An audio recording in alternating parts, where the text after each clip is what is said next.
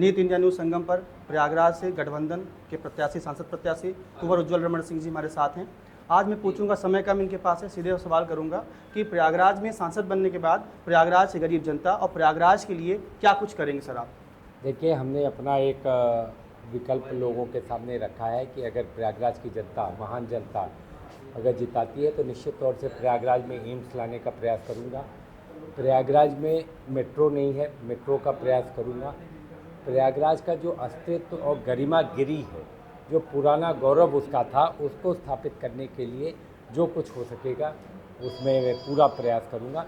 और जो जमुना पार का जो इलाका है, वहाँ लिफ्ट से सिंचाई सबसे बड़ी जो है, लिफ्ट कैनाल के माध्यम से सिंचाई सबसे बड़ी समस्या है। सिंचाई जो है, पिछले 10 सालों की सरकार में कोई भी ऐसा काम नहीं हुआ जिसमें जमुना पार के लोग समझे कि किसानों के प्रति भारतीय जनता पार्टी ने कोई काम किया है। तो लिफ्ट कैनाल का जाल बिछाना, लोगों की सिंचाई की व्यवस्था, पेयजल की समस्या, क्योंकि जो वो हमारा इलाका है वो बुंदेलखंड की तरह का इलाका है। और कल कारखाने लगाना, जो नैनी का जो इंडस्ट्रियल एरिया है उसको पुनर्जीवित करने के लिए जो कुछ भी हो सकेगा वो हम करेंगे। सर, मैं लगातार रिपोर्टिंग कर रहा हूँ, ग्राउंड में युवा बहुत नाराज़ है, प्रतियोगी छात्र बहुत नाराज़ हैं, इसके लिए क्या कुछ करेंगे? निश्चित तौर से हम लोग का मानना है कि नई नौकरी निकालना, नई भर्ती निकालना, अग्निवीर योजना को ख़त्म करना। देश के प्रधानमंत्री 15 साल का मैंडेट मांगते हैं और युवाओं को 4 साल की नौकरी देते हैं। कहीं न कहीं ये विरोधाभास है, कहीं न कहीं भारतीय जनता पार्टी की नीयत और नीति में फ़र्क है। तो हम नई भर्तियां भी, सरकारी भर्तियां भी निकालेंगे, ज़्यादा से ज़्यादा निकालेंगे और बिना पर्चा आउट, पर्चा लीक कराए वो भर्तियां की जाएंगी, जिससे बेरोजगारों को फ़ायदा मिल सके। सर, अगला एक मुद्दा बहुत बड़ा है, मैं ग्राउंड रिपोर्टिंग कर रहा हूँ, तो भैया थे, भ्रष्टाचार प्रयागराज में जड़ जमा चुका है। किसी कार्यालय में लोग कोई काम कराने जा रहे हैं तो वहाँ पैसा लिया जा रहा है। निश्चित तौर से भारतीय जनता पार्टी की सरकार में भ्रष्टाचार 3 और 4 गुना बढ़ा है। इस पर लगाम लगाने की ज़रूरत है। इसी के लिए लोग परिवर्तन की तरफ जा रहे हैं, परिवर्तन की बयार बह रही है। तो क्या अधिकारियों पे आप नकेल कसेंगे? बिल्कुल नकेल कसने का काम करेंगे। जो भ्रष्ट अधिकारी हैं उनके खिलाफ आंदोलन किया जाएगा, संघर्ष किया जाएगा और जनता को खड़ा किया जाएगा। सर, प्रयागराज एक तीर्थ नगरी है, तीर्थों का राजा है, लेकिन कुछ वर्षों में दिख रहा है कि प्रयागराज का पर्यटन बहुत कम हो रहा है, इस पर क्या करेंगे आप?